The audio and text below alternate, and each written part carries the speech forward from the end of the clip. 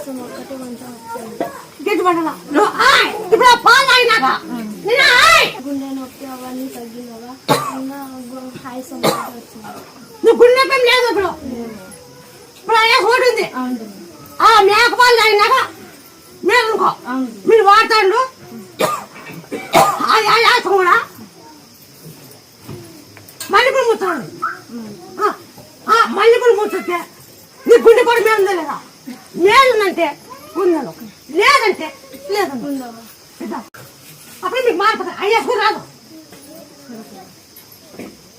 అయ్యాసు కూడా రాదు.